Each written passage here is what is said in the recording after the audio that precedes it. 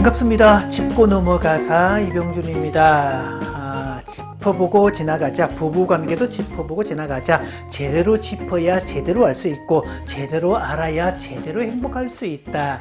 이래서 만든 코너이고요. 여기는 남편 아내 사용 설명서. 오늘은 29번째 자기 엄마랑 살지 왜 나랑 결혼했을까요? 첫 번째, 아직 철없는 어린 아이라서 그렇다. 이런 말씀을 드리겠습니다.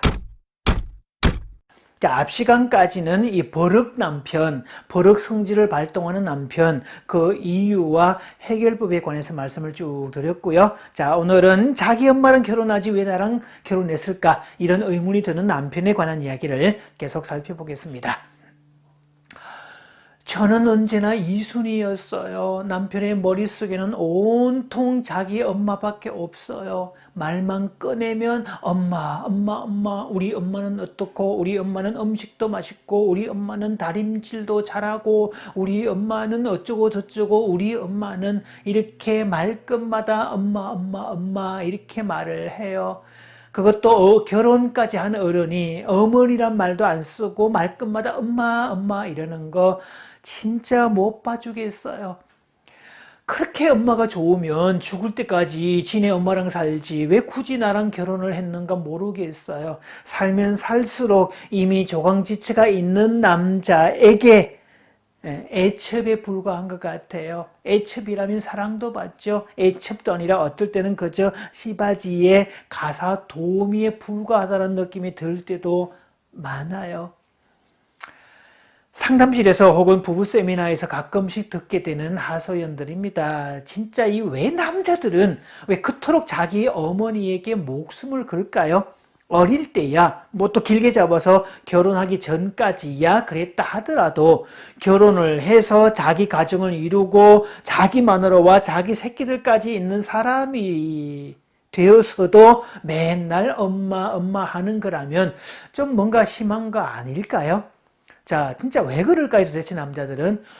제가 어떤 남자는요, 부부싸움을 하고 나면 바로 그 자리에서 지네 엄마한테 전화를 해대면서 막 고자질을 합니다. 엄마, 저 여자가 나보고 소리를 막 질러. 엄마가 뭐라고 좀 해줘. 영락없는 어린 애기죠. 대체로 남자들은 죽을 때까지 철들지 않은 어린아이라고 하는데 이 경우는 좀 더 심한 갓난아기라고 보셔야 됩니다. 나이 40을 넘긴 대머리 노총각이 있었습니다. 이 남자의 결혼 조건은 어머니와 같이 사는 거였습니다. 자, 그 나이가 되기까지 수많은 선도 있었고 소개팅도 있었는데 이 조건을 제시할 때마다 번번이 깨졌습니다. 자, 그렇게 세월을 보내던 중에 드디어 손녀 같은 여자가 나타났습니다. 이 여자도 전문직으로 살아오다 보니까 결혼 적령기가 훌쩍 지나게 되었고 이제는 안정된 생활이 필요하다. 이제는 결혼을 해야 되겠다라는 결심이 섰던 차였고요. 또 이 결혼이란 조건이 그렇게 크지도 않았습니다. 뭐 시어머니 모시고 살 수 있다고 장담도 했었고요. 물론 자기가 워킹 우먼이었기 때문에 결혼을 하더라도 계속 자기 전문 일은 할 생각을 갖고 있었죠. 또 남자의 조건이라는 게 그렇게 경제적으로 풍부하지 않아도 괜찮다. 왜냐하면 내가 얻는 수입이 뭐 두 사람 이상 사는 거, 뭐 가정을 꾸리는데 아무 지장 없기 때문에 그저 남자가 자기 하는 일이 있고 성격적 결함이 없고 뭐 특별한 어떤 문제가 없다면 결혼 상대자로 문제는 없다. 오히려 인간적인 순수함이 있는 그런 사람이면 좋겠다. 이런 이제 조건이 있어서 여기가 잘 진행이 되고 있었습니다. 자, 그렇게 몇 번의 데이트가 있고 드디어 결혼 얘기까지 오가고 날짜까지 이야기를 하는 상태였는데 결혼 후 살 집을 구하러 갔다가 거기서 그만 파탄이 나고 말았습니다. 집이 다소 오래된 집이라서 이 도배 장판하는 문제를 거론을 하다가 여자 쪽에서 이렇게 얘기를 합니다. 집이 너무 오래된 집이라서 그저 도배 장판하는 것만으로 안 될 듯 하니까 아예 이참에 리모델링을 완벽하게 해서 새 집처럼 만들어 들어갑시다. 이렇게 제의를 했습니다.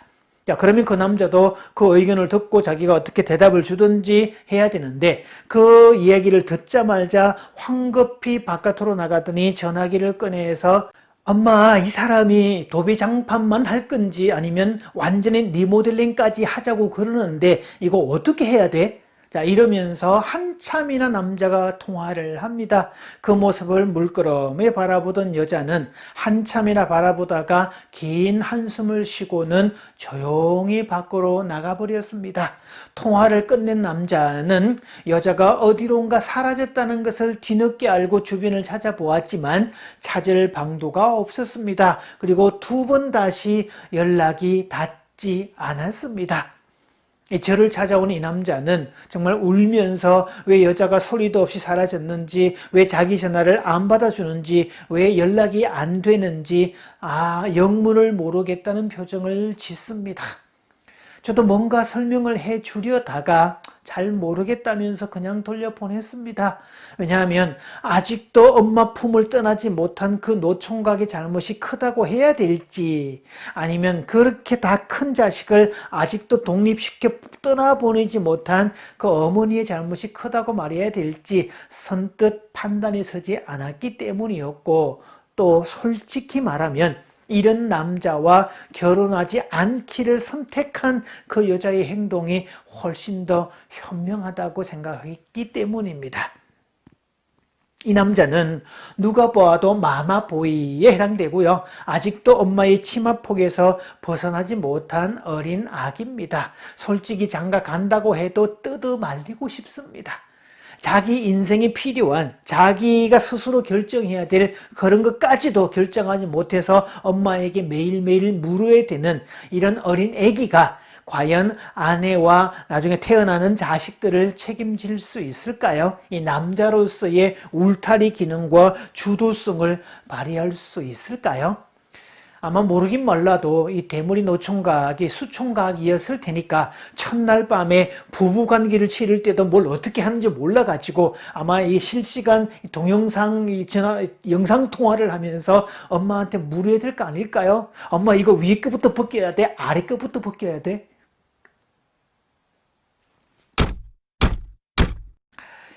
모든 부부 관계는 이 대상관계의 재현이라고 그럽니다. 대상관계이론이란 세상에 태어나서 자기를 돌봐주었던 엄마, 초기 양육자의 돌봄이 아이의 자아상에 결정적 영향을 미친다. 이런 내용들인데요. 그래서 부부 관계에서는 자신의 배우자가 자기를 그렇게 알아서 모든 것을 완벽하게 돌봐주었던 엄마와 같은 대상이기를 무의식적으로 기대한다는 이야기입니다.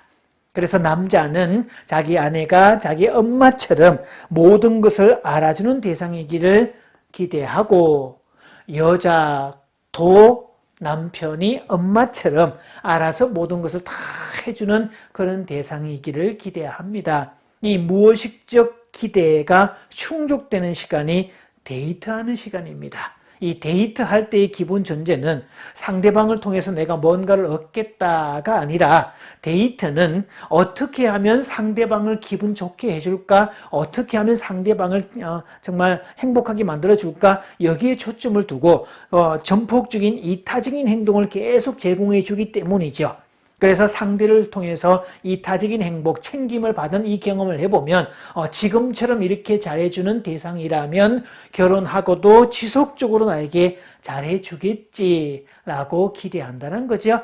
자, 그렇게 무의식적 기대에 부풀어 올라야 되는데, 물론 그렇게 기대에 부풀어 올랐다가 막상 결혼하고 나면 그렇게 하지 않는, 결혼의 현실 앞에 절망하고 한숨 쉬고 후회하고 속았다며 이를 뿌덕뿌덕 갈게 되는 일이 생길 겁니다. 물론 그런 과정을 통해야 결혼에 관한 환상에서 벗어나게 됩니다. 물론 그렇게 해서라도 결혼에 대한 환상에서 벗어나는 사람은 천만다행입니다. 이걸 깨닫지 못하는 사람은 배우자에게 문제가 있다, 내가 잘못 골랐다 라고 생각해서 또 다른 대상자를 끼우거리고 그렇게 환상 속에서 빠져나오지 못하는데, 자, 그렇게 해서 물론 새로운 대상을 만났다 할지라도 그 관계적 메커니즘은 똑같습니다. 그래서 문제의 원인이, 주 원인이 나한테 있다면 내 문제를 개선하는 게 낫고 내 패턴을, 내 관계 방식을 다르게 만드는 게 훨씬 더 지혜로운 처사겠죠. 자, 그런데 이 대상관계의 재현이라는 이 무의식적 욕구를 역으로 이용을 하면 피차가 아주 깊은 결속으로 이어집니다. 영유아기에 채우지 못했던 그 무의식적 욕구를 결혼관계를 통해서 다시 재경험할 수 있다는 뜻인데요. 자, 그럴 때 두 사람은 상대방의 무의식적 욕구까지 채워주는 관계가 되어서 더 깊은 결속으로 이어집니다. 자, 그러려면 두 사람 각자가 이타적인 행동을 해야 되고 그 이타적인 행동은 억지로가 아니라 자발성에 근거해야 됩니다. 즉 상대방이 엄마와 같은 존재가 되어서 나를 채워주는 그런 대상이기를 기대하는 게 아니라 내가 그것을 채워주는 주체가 되어서 배우자에게 끊임없이 맞춰주고 채워주고 그 부족한 부분을 보완해주는 그런 역할을 할 때, 그리고 그 역할이 피차 주고받는 관계가 될 때 대상관계의 재현이 되어서 부부는 더 깊은 결속으로 이어지게 된다라고 합니다.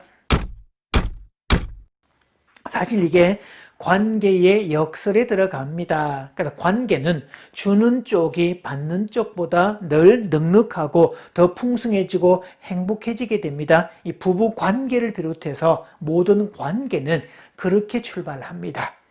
그렇게 출발하지 않으면 늘 불만이 가득 찰 수밖에 없고 관계적으로 배가 고플 수밖에 없고 그러면서 계속 투정 부리고 공격할 수밖에 없는 악순환으로 계속 이어지게 됩니다. 그래서 결혼이란 주면 줄수록 본인이 더 풍성해지는 역설의 세계, 내 배우자도 나에게 주면 줄수록 본인이 더 풍성해지는 역설의 세계, 둘 다 윈윈이 되는 세계, 둘 다 좋은 관계로의 부르심이지 상대방을 통해서 내 부족한 부분을 채우겠다 이런 메커니즘이 작동되는 관계가 아닙니다. 이런 관계를 사랑의 관계가 아니라 이용해 먹는 관계라고 합니다. 그래서 결혼하기 전에는 이용 가치가 꽤 높다고 생각을 했는데 막상 결혼하고 보니까 이용 가치가 없고 저 사람이 도리어 나를 이용해 먹으려고 덤벼드는구나 이런 생각을 하게 될 때 그때 관계가 깨질 위험이 다분하지요. 자, 오늘은 자기 엄마랑 살지 왜 이렇게 나하고 결혼했을까요? 첫 번째 이야기, 남편이 아직 철없는 어린 아기라서 그렇다 라는 말씀을 드렸고요. 또 당분간 이 주제를 계속 이어서 말씀을 드리겠습니다.